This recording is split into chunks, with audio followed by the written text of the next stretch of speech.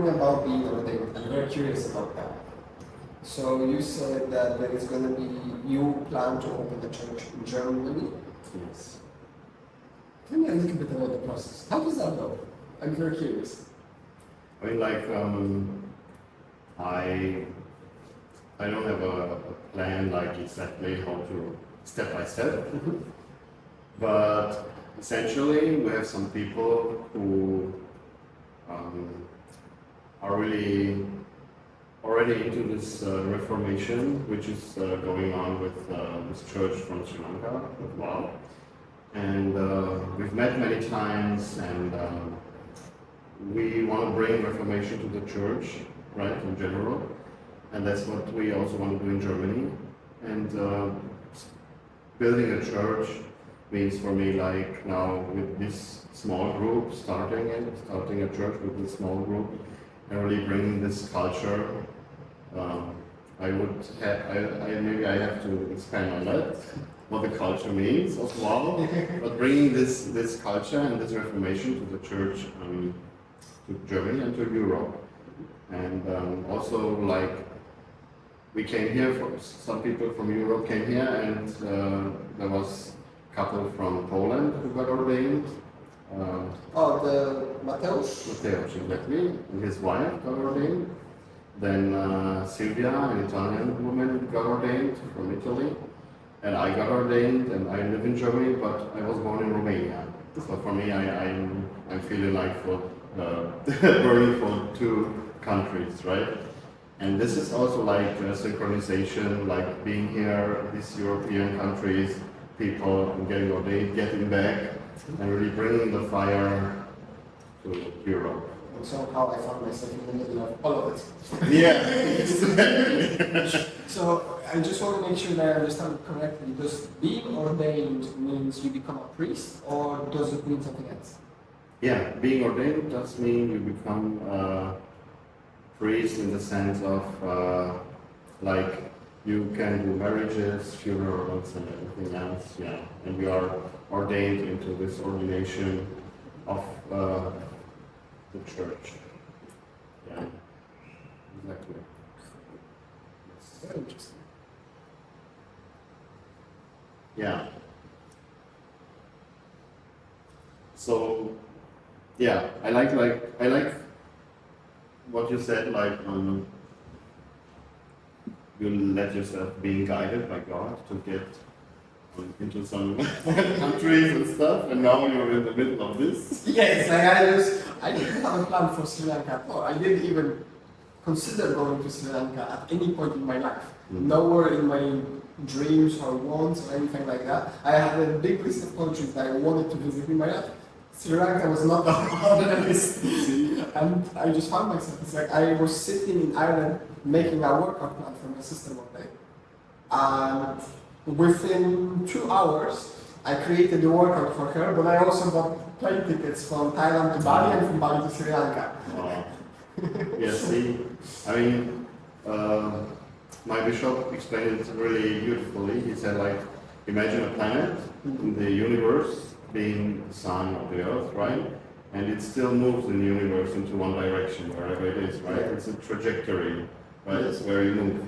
And if you have a trajectory where you move in one direction, like for me, it's like I know my purpose even more than before, and that's why I really put so much intention to come here that I sacrificed a lot to be here. So I sacrificed a lot to be here, and this is my intention.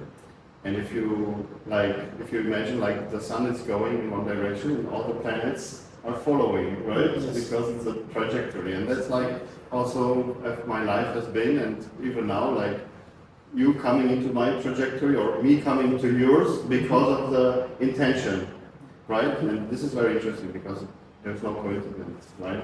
And for me, it was like most people who came here also had this intention.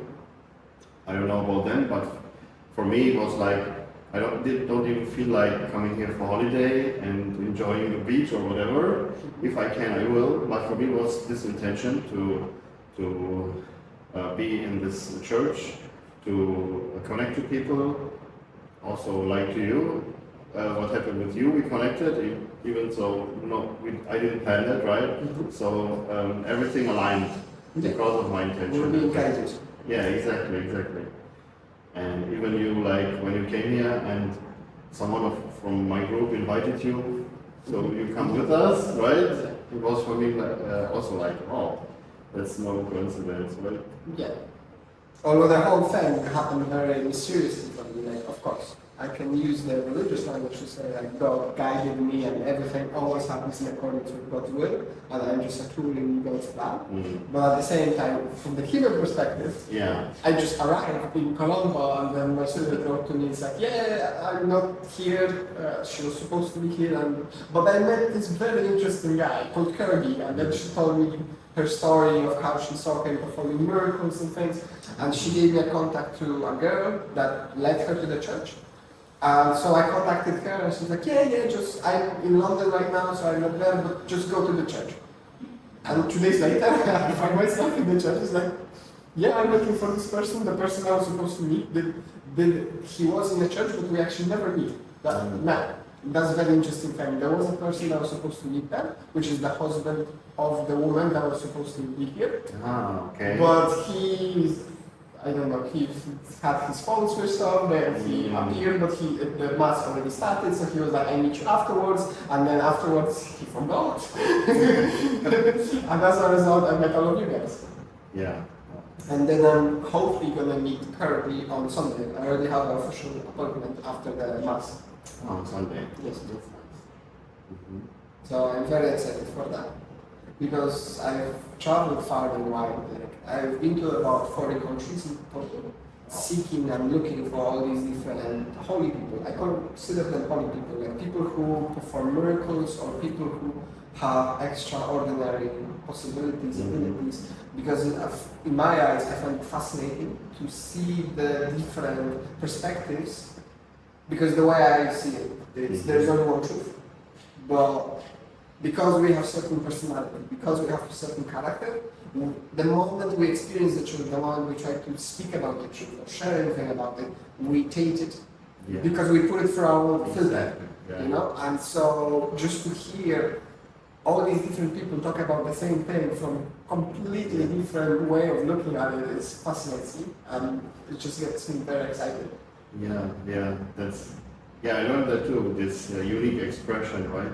Everyone on this earth has one unique expression, and there's not one single person who is exactly the same, feeling exactly the same, thinking exactly the same. Even if someone goes through the same thing, it's like you say, filtered down, and it's the unique expression of your revelation of what you're going through, of your life. And when I learned that, I really appreciate people more. I really listen to everyone. It doesn't matter if he's someone high or it's his unique or her unique expression, and you can learn so much. You can honor so much people if you can see that. And I haven't seen that before I learned that. For about 2 years of my life, I was living in a tent during my travels, because I started off without money, and so I was just living in a tent traveling around Europe. And some of the most amazing life advices that I got, or life's wisdom, was from homeless people. And even though they are the people that you think they have the least, I found them to be always the most helpful. They would help me even if I wasn't asking for help oftentimes. Like, I would just sit on the bench with my backpack and they would just approach me and ask me, oh, how are you? Where are you going? Do you have somewhere to stay? It's like, oh, we have a phone. Like, I remember this one specific occasion where I arrived in a new town in the south of Poland. And I was just sitting on the bench and one homeless man approached me and he asked me, he's like, oh, are you from here? Where are you from? And I was like, well, I'm here, and there's one priest I'm looking for. And he's like, oh, come, and he called over his friend, and his friend was like, we have a phone, you can use the phone to call your friend, and it was like, the very old Nokia that you had like in the beginning of the 2000s, the very brick one, and he pulls it out and it's like, I should still have some credit, you can use it to call whoever, do you know the numbers? Like, oh, I don't know the numbers. It's okay, there is a friend over there, he knows most of the churches. It's like, and it became a whole operation for them. Like, I didn't even ask for any help. I just told them what I'm doing. But they were so eager and so open to helping that it completely blew my mind. Of course, I met some wealthy people on my travels who are also like this, but that happens a lot less often, put it this way. I find that generally, there are many people when they acquire a certain level of wealth, they close themselves down to the world because they're too busy being focused upon the wealth rather than what is important. Yeah, and also how they brought up, how they grew up, how everything is, right? That also plays into how you are if you're wealthy, right? Yeah. Oh, that's interesting. I haven't had experience with homeless people, but I can imagine. Yeah. I know that generally there is a big stigma against homelessness and against homeless people, but I know few people who choose to be homeless because they prefer that type of life. Because they think that just having a 9-to-5 job is a slavery. Yeah. And you could say in a way, they live closer to God than many people as a result because they allow themselves to be provided for by the Lord. Yeah.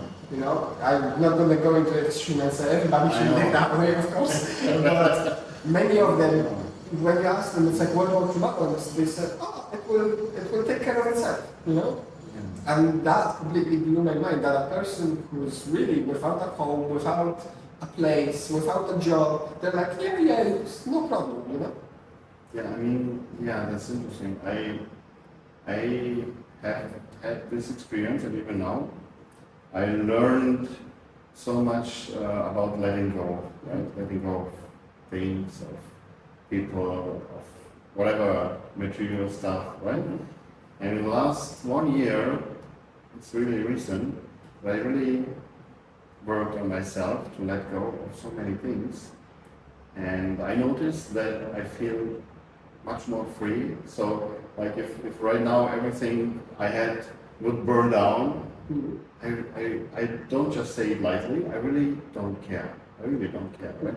And I feel so free and I can live the moment. And I think these two things are the things they live really the one moment right now. I have a banana and then we'll see, right? You just savor the moment, you are in the moment and you are really free because you are not clinging to things. And that's what I experienced lately. So for me, like feeling that free and letting go. And the thing is, like, this is also a very hard thing to do, to say, because I have 2 kids, and to really say, I love my kids so much, I would die for them, but I let them go. I'm free. So if I won't see them for some years or whatever, I'm good. But I still love them so much, right? And that thing, applying this thing, not, of course, I explain it with my kids because that way many people can relate. But also, if you say, I love my car, wow, my car, I love my car, but at the same time saying, I don't care if it's gone. Can you do that, right? And this is a very profound question, and many people say, yeah, I don't care. But when it happens, then you can see the heart, right? And I got tested in this because I wanted to let go. And if you want something, you get tested, right? Yes. And I got tested, and my heart was really, I was really working on it by the test. And I'm feeling more free and still doing it even more free. And having, like you said, the homeless people, different moment, different, every day you live very differently. Very free. I don't know if you can relate to what I said, I guess. Well, I think you've touched upon what I see like as the essence of the spiritual wisdom of today's society, which is be fully in the present moment. The way I see it is be fully in the present moment, doing the best that you can. So the attitude of the present moment also plays a huge part in my eyes. Yeah. Because I see people being in the present moment, but without being in the present moment, if that makes sense. So they say they will exercise, but the moment they go and do the exercise, they do everything to get the exercise over and done with. So the attitude is very neglectful, where, for example, imagine me going down and doing like 10 very slow concentric push-ups and then slowly going back up. And making sure that my core is tight and that I'm doing everything perfectly, as best as I can. And then compare that to me just going, okay, thank God. Yeah. You would have a complete, even though in both situations I would have done the same exact action of doing 10 push-ups, the outcome or the result would be vastly different because of the attitude that I would have whilst doing that thing. And I think in today's society that thing is missing, and this attitude of commitment or this attitude of doing the best that you can. Yeah, okay. I got it. And I think I have an idea, but what do you think is missing there to get this shift done? because I also help people getting more aware in their life and their life improved. Yes.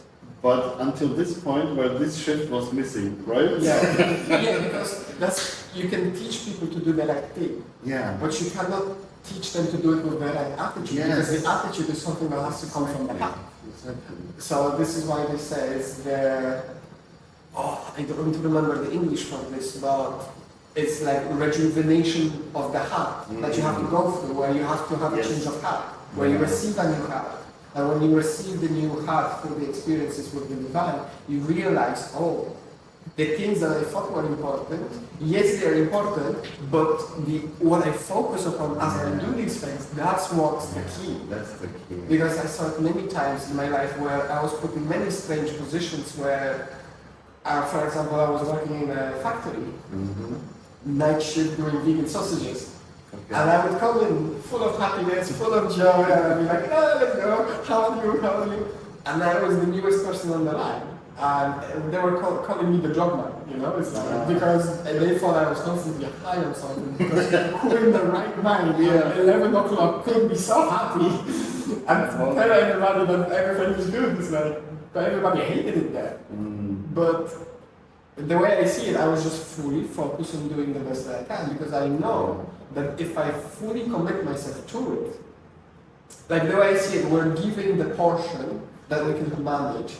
So it's like, I think from the Bible is the idea, sufficient is the evil unto itself. Yeah. So the evil of today is sufficient, meaning that I don't need to worry about what I'm going to do today, because I have things that I need to take care of today. Yeah. And if I do a good job at taking care of the things of today, then more can be provided for me tomorrow to take care of. But if I cannot handle that which I have to do today, well, more cannot be given to me, because I show incompetence within the sphere, and so we're always only given as much work or as much responsibility as we're capable of handling. Yeah, that's true. That's how I see it. And so as a result, even though I was the freshest person on the line, and I was also quite young at that time, I was 24, something like that, 23, I started to get promotions. Every time there was a promotion, I was the one to get it, and everybody was like, this is so unfair. This person was here 6 years,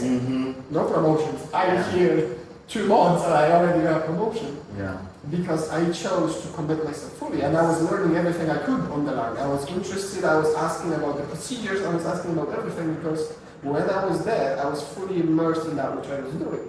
Yeah. And that's why I find it very fascinating about this.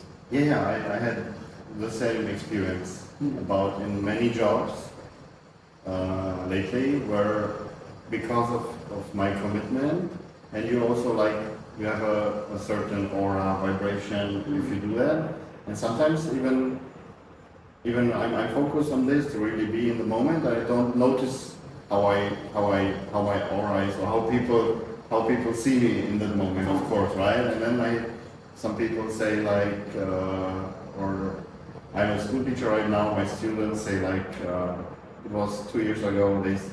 They said the best teacher in this school. You were the best teacher, and everyone heard that. And I have colleagues there. They are 15 years teacher and stuff, and I really honor them, and I'm really humble, you know. But still, like what you say, really committed myself to the thing, to the moment, and that changed everything, right? And if I can say another thing, what you said before, like I think you want to say circumcision of the heart, right? So the heart is we work on heart. I mean, what I noticed, that's my take on this, how to get to this point where it's not just the awareness, but it's really to be in the moment, to do this thing with the best you can, right? I learned that's because we have so many distractions. I mean, right? We have so many things which distract us from being in the moment. So who am I now, or who am I at all? And what is this moment? What do I have to do? How can I commit to this moment really, and everything?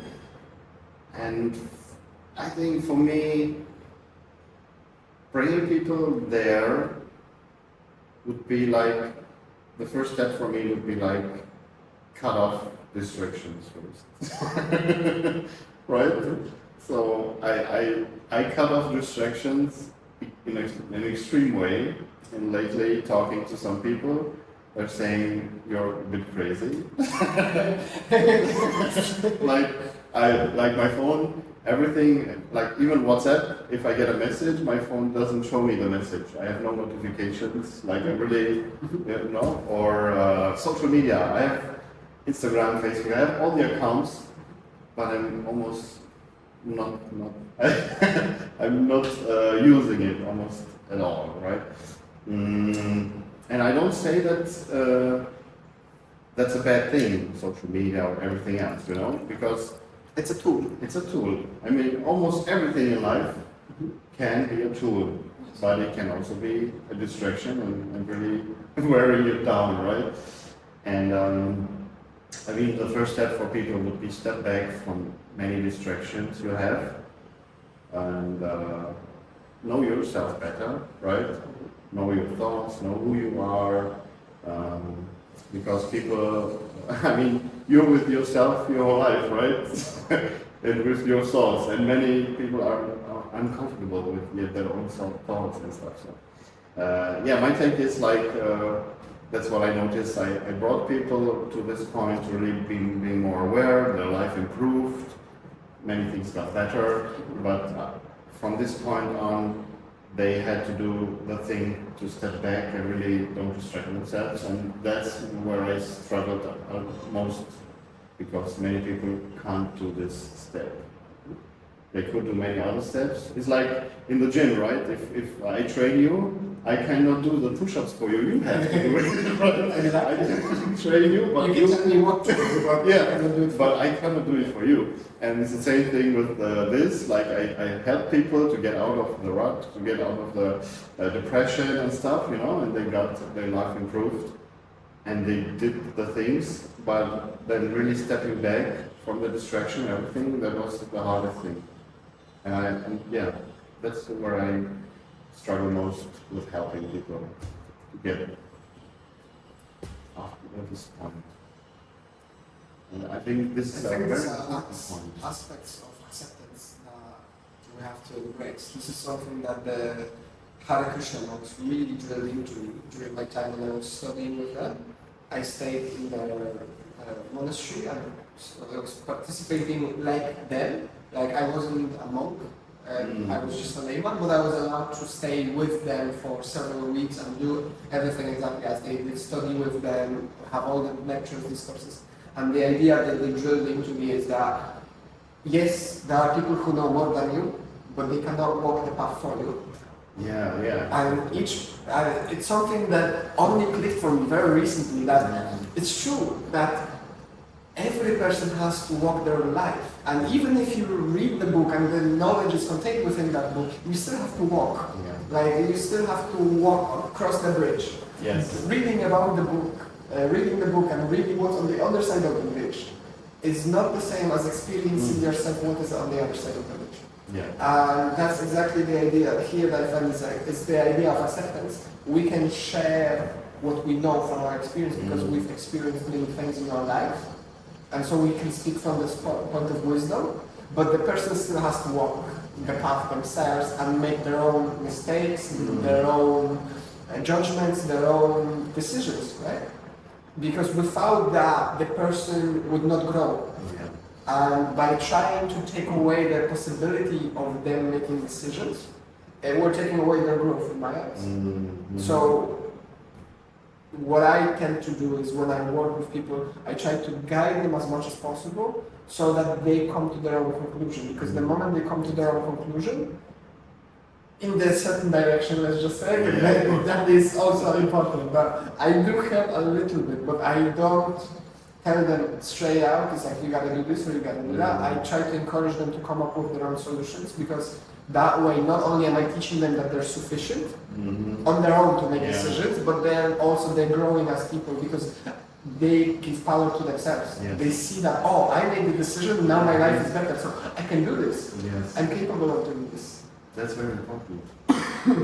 that's good. Yeah, but then the aspect of acceptance is like some people choose to play, like you said, different games with drug addictions or alcohol addictions, and then, well, the best you can do is forgive and be there for them when they need it. One day they might choose not to walk that path again, but it's important that they have that someone that they can rely upon. That could be, let's just say, their fortress, right? That, oh, they're all over the place, but they know that you're not changing.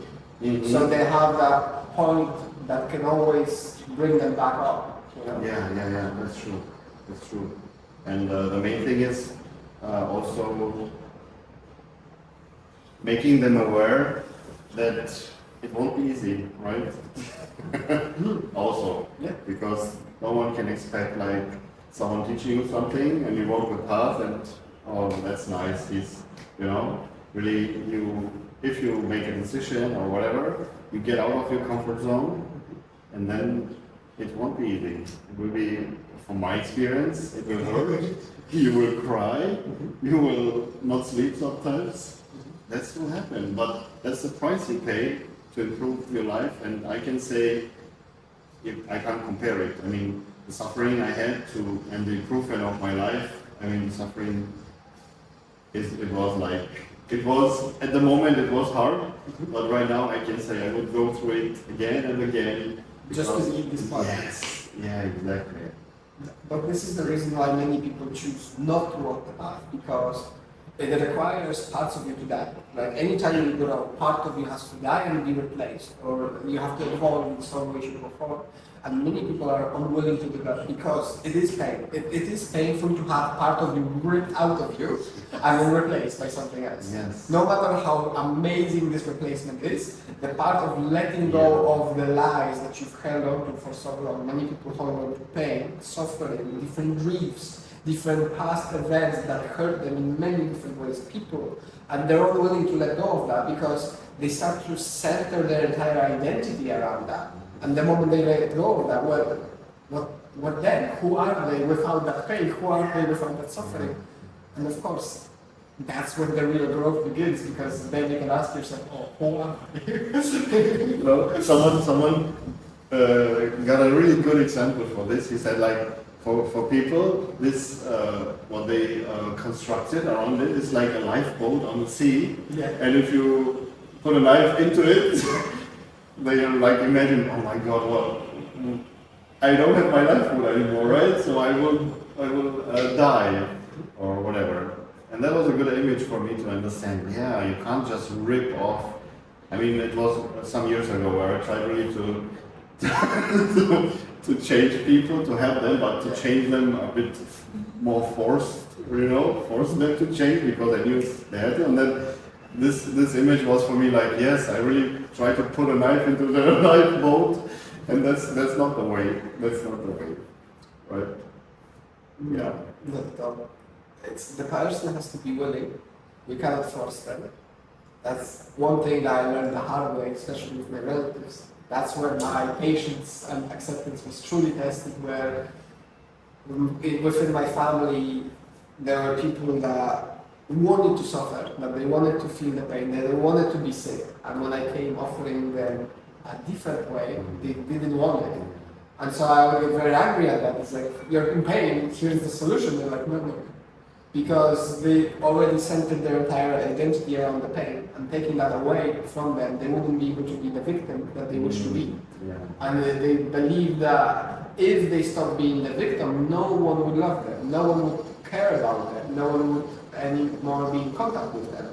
Which is very upside down way of looking at things, but that's how they chose to do it. And so I couldn't push that upon this person, and they lived that way until the day they died. That's sad, yeah. What I noticed also with family is like, if you know the Nazareth effect, no? Tell me about it. Yeah, it's like Jesus couldn't do any miracle in his town because they knew It's him. have to be a prophet in your own hometown. Exactly. Yes. And that's called the Nazareth effect. Okay. And that's I noticed in my life, like my family and people know me from before, how I was before, and I was not a bad person. I wasn't drinking, I mean, I didn't do bad stuff, but I wasn't also aware and really, whatever, like, and now being on this path, and I helped some people getting out of depression, and now trying to help family and people who know myself, who knew myself, how I was before, they cannot see me who I am now. As a different person. Yes. Because we still cling on to the old you. Yes, and that's I compared it to this Nazareth effect. Like, yes, they know me how I was before, so that's why I can't do any like miracle. But I mean, in this sense, help them or be there for them because of that, and that made me really sad. But I learned to handle this. And one of my brothers, you know, I have a saying, I mean, people know me, but they don't know who I really am, right? And that's what I also told my brother. And lately, we really bonded more, we talked a lot, and I also helped him a bit out of his depression and stuff. And then one day he told me like, yeah, you know what? I have to tell you something. You said that before, like people know you, but they don't really know you. And I thought like it was like, yeah, how just you change a bit, how we all change, right? Something like that. But now I really see you, and I see you as a completely different person. And I don't know how he explained it, but he really saw me, you know. And that's what I said. And that's why I say like this Nazareth effect is like a big thing in our community. If someone changes a lot, many people who know this person or knew can't accept or don't let him in, right? Yeah.